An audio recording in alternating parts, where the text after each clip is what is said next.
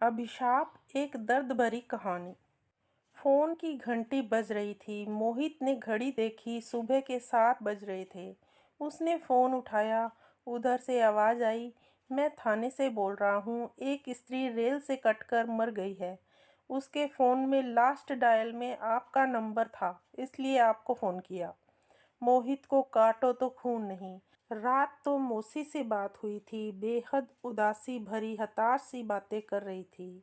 कल जो कुछ घर में हुआ बता रही थी।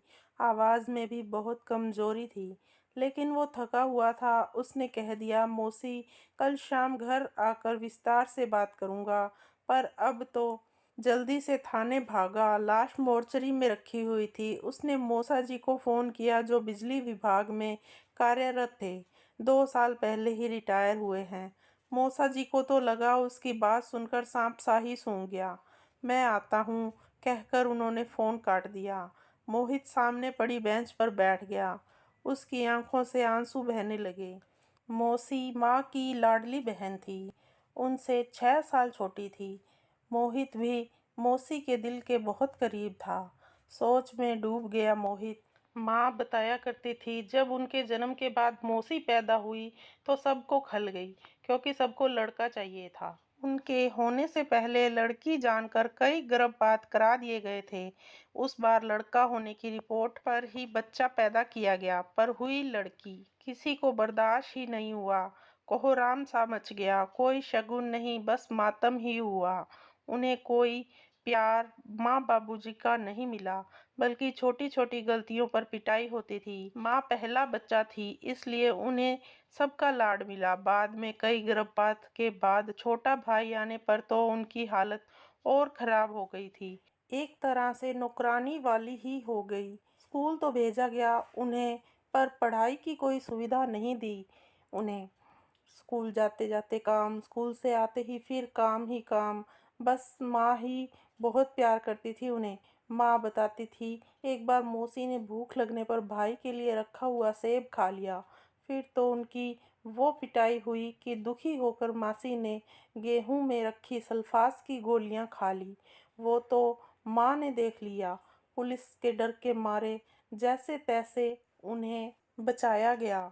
माँ की शादी के बाद तो मौसी की हालत और भी बदतर हो गई थी। 16 साल की उम्र में ही उनकी शादी भी कर दी गई हमारे शहर में।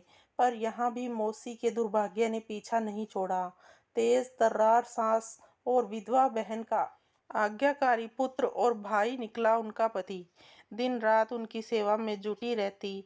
मुंह में बोल तो जैसे थे ही नहीं। उनके मायके वालों ने शादी के बाद उनसे कोई मतलब ही नहीं रखा। बस कभी कभी माँ से मिलना होता रहता था उनका। अपने दुख दर्द बांट लेती थी उनसे। वो भी बराबर में बैठे सब बातें सुनता रहता था। बात बहुत समझ में उसे नहीं आती थी, पर मौसी के आंसू उसे अच्छे नहीं लगते थे। अपने हाथों से उन्हें पोंछ देता था और मौसी उसे गले लगा लेती थी। उसे बहुत प्यार करती थी मौसी। माँ बताती है कि एक बार जब फिर मौसी ने जुल्मों से तंग आकर जान देने की सोची, तभी उन्हें पता चला वो गर्भवती है। उस दिन से वो खुश रहने लगी थी। उन्हें यही लगने लगा था कि अब कोई उनका अपना आने वाला है जो उनका उद्धार करेगा, उनको समझेगा। और फिर रौनक उनके घर आया और 1 साल बाद ही रोशनी से उनकी दुनिया में चहचहाहट भर गई। सास की चिल्पो, पति का कर्कश व्यवहार, ननद की मनमानी, उन्हें कुछ भी बुरा नहीं लगता था। वो तो अपनी खुशी में मगन अब दूसरी दुनिया में ही रहने लगी थी। बच्चे पढ़ने में अच्छे निकले। लड़का बैंक अफसर और बेटी इंजीनियर बनी। बेटी की शादी उसके जॉब में आते ही कर दी। वो अपने घर में खुश थी, नौकरी और अपनी ससुराल में व्यस्त। मौसी भी उसे कुछ बताकर दुखी नहीं करना चाहती थी। एक बहुत बड़ा झटका मौसी को तब लगा जब उनकी बड़ी बहन यानी कि उसकी माँ अचानक चल बसी। बहुत फूट फूट कर रोई थी वो। कहती थी, अब मैं अनाथ हो गई।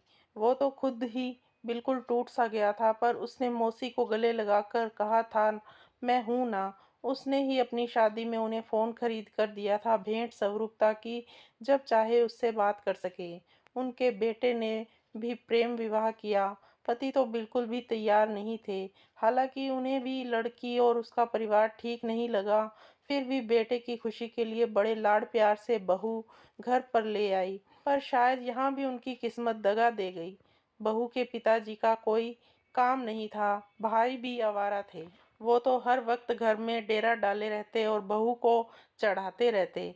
बहू को हर समय ठंडा बुखार। मौसी दिन रात काम करती रहती। बेटे से बात करने की कोशिश की तो बेटे का जवाब सुनकर भौचक्की रह गई। बोला, ये क्या माँ, आपको सबसे प्रॉब्लम रही। पहले आप अपने माँ बाप, फिर सास, अब बहू। कभी तो एडजस्टमेंट करना सीखो। पापा को भी आपसे इसीलिए शिकायत रहती है। कुछ समझती ही नहीं हो आप। मासी घुट कर रह गई।